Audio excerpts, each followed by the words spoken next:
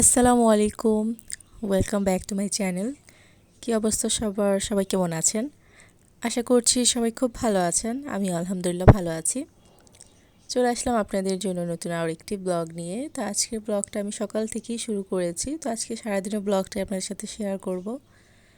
আসলে সারাদিন কি করা হয় না করা হয়, তো সেগুলি আজকের ব্লগে থাকছে। তো এই তো প্রথমে আমি আমার মেয়ের জন্য টিফিনটা রেডি করে নিলাম, ও স্কুলে যাবে। তো আজকে ওর বাবা যায়নি, তো আমি গিয়েছিলাম।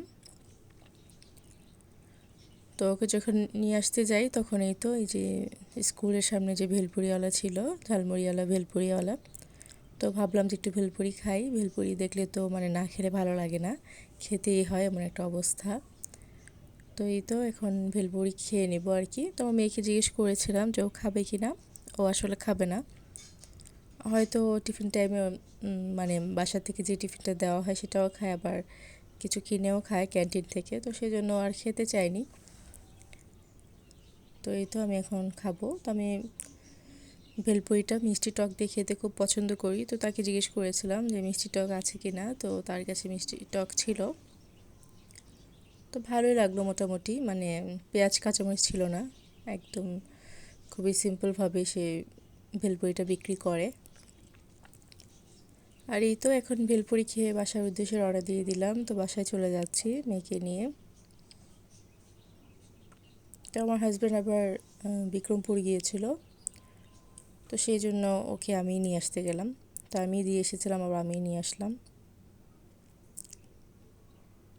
আর এই তো এখন এই যে সকালে নাস্তা খেয়ে নিব। তো নাস্তাটা বাইরে থেকে নিয়ে আসা হয়েছে, পরোটা, তন্দুরি রুটি, তারপর ডাল ভাজি। তো হোটেলওয়ালাকে প্রত্যেকবারই বলা হয় যেন শুধু ডাল দেয়, কিন্তু তারা ডালের সাথে ভাজিটাও দিয়ে দেয়, মানে কি যে একটা অবস্থা। আর এই তো খাওয়া দাওয়া শেষে একটু চা বানিয়ে নিচ্ছি, চাও খেয়ে নিব। তো চা আর দুধ জাল দেওয়ার সময় যখন চুলার সামনে দাঁড়িয়ে থাকে তখন কিন্তু একদমই চা বা দুধ পড়ে যায় না, মানে একটু যদি চোখের আড়াল করি তাহলে কিন্তু দুধ আর চাটা একদমই পড়ে যায়, আর ওটা কিন্তু খুবই খারাপ লাগে, খুব আফসোস লাগে। মানে চুলাটাও নষ্ট হয়ে যায়, তারপর কতগুলো দুধ বা চাটাও পড়ে যায়, তো খুব খারাপ লাগে। আর এই তো আমার হাজব্যান্ডও চলে আসলো বিকেল দিকে। তো আসার সময় বাজার নিয়ে আসলো। বাসায় বাজার শেষ হয়ে গিয়েছিল, সবজি বাজার, তারপর মাছ। তো এখানে অনেক পদেরই সবজি নিয়ে এসেছে। শসা আছে, তারপর বেগুন, তারপর চিচিঙ্গা, লেবু, কাঁচামরিচ, মিষ্টি কুমড়া, বরবটি, কাঁচা আম। আর এই তো এখানে আছে চিংড়ি মাছ, ইলিশ মাছ, তারপর মুরগি, আর আছে সুরমা মাছ, আর আছে পাবদা মাছ। তো পাবদা মাছটা আমার কাছে খুবই ভালো লাগে, তো আমার হাজব্যান্ড বাজারে গেলে পাবদা মাছটা প্রত্যেকবারই নিয়ে আসে। খুবই ভালো লাগে, অনেক মানে খুব মজা করে ভাত দিয়ে খাই। তো এই তো আম্মু মাছগুলো কেটে নিয়েছে। তো এই তো এখানে আছে ইলিশ মাছ আর সুরমা মাছ। তো কে কে সুরমা মাছ খান জানি না, কমেন্ট করে জানাবেন, তাহলে খুশি হব। তো আমার কাছে তো সুরমা মাছ খুবই ভালো লাগে। সুরমা মাছ কিন্তু মানে ফ্লেভার একদমই ইলিশ মাছের মতো, খুব মজা হয় খেতে। তো আমার হাজব্যান্ড আবার সুরমা মাছ খায় না, তো মানে আমাদের জন্যই শুধু নিয়ে আসে সুরমা মাছটা। আর এই তো এখন রাত্রেবেলা এটা ছিটা রুটি বানিয়ে নিচ্ছি। তো আপনারা কে কীভাবে বলে থাকেন জানি না, কিন্তু আমরা এটাকে ছিটা রুটি বলে থাকি, যেহেতু এটা ছিটিয়ে ছিটিয়ে এটা বানানো হয়, হাত দিয়ে ছিটিয়ে ছিটিয়ে।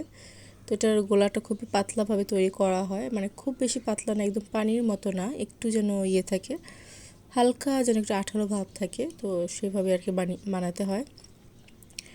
তো আমি টিভি দেখছিলাম, মানে একজনের ব্লগ দেখছিলাম, তো সে বানাচ্ছিল, তো সে কোনোভাবেই বানাতে পারছিল না, বাংলাদেশি মম তিশার ব্লগ।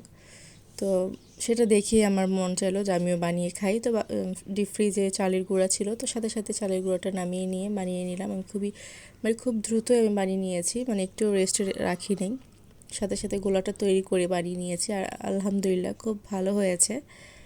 আম্মু তারপর আমার হাজব্যান্ডও বলেছে অনেক ভালো হয়েছে। আর বাসায় যেহেতু মাংসের তরকারি ছিল, তো রাত্রে এটা দিয়ে খেয়ে নিলাম। তো এই তো আজকের ব্লগটা এই পর্যন্তই, জানি না আপনাদের কাছে কেমন লেগেছে। যদি ভালো লেগে থাকে তাহলে প্লিজ লাইক সাবস্ক্রাইব করে দিবেন, আর অবশ্যই কমেন্ট করে জানাবেন ভালো লাগলো কিনা। তো এই তো সবাই ভালো থাকবেন, আল্লাহ হাফিজ।